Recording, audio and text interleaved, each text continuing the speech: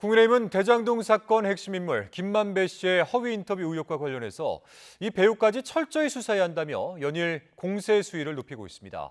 국회에 출석한 법무부 차관도 이 취지에 공감을 했는데 민주당은 이재명 대표에 대한 악의적 보도에 법적으로 대응하겠다며 강하게 반발했습니다. 조성호 기자의 보도입니다.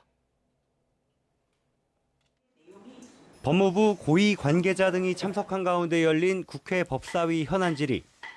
국민의힘은 김만배 씨 허위 인터뷰 의혹과 관련해 대선 후보였던 이재명 대표나 민주당 측과 사전 교감이 있지 않았겠냐고 따져 물었습니다.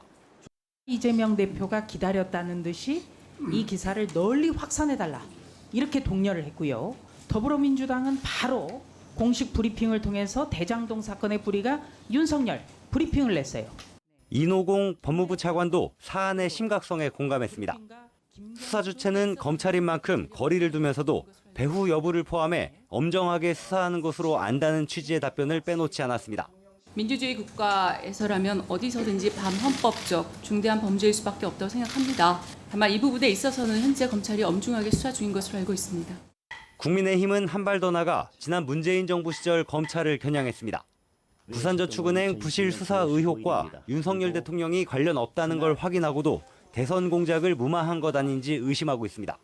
정확하게는 아니더라도 실체를 파악하고 있었던 검찰이 이에 대해서 어떠한 대응도 하지 않았다는 것. 심각한 국기문란 행위에 검찰이 저는 동조하고 가담한 것이라고 생각합니다.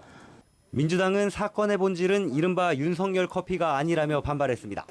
부산저축은행 수사 당시 대출 브로커 조우형 씨를 기소조차 하지 않았고 피해 회복도 되지 않아 수사 책임자였던 윤 대통령에게 책임을 묻지 않을 수 없다는 겁니다. 그러니까 실질적인 최고 책임자셨을 때 담당했던 수사인데 이건 파면 팔수록 대통령께도 불리한 내용들이 많이 있기 때문에 결코 뭐 좋은 일은 아닐 것 같다.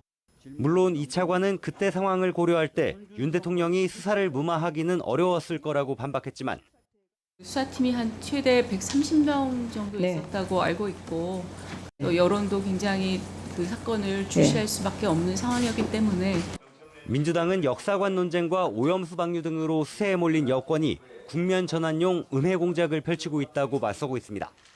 특히 단식 중인 이재명 대표에 대해서도 악의적인 보도가 쏟아지고 있다며 법적 대응을 시사했습니다.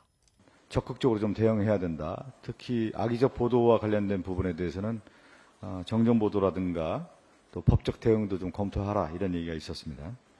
국민의힘은 반대로 김만배 씨 인터뷰 내용을 보도한 라디오 프로그램 진행자들을 고발키로 하는 등 전방위 공세에 나선 상황. 허위 인터뷰 의혹으로 촉발된 여야 대치전선이 갈수록 가팔라지고 있습니다. YTN 조성호입니다.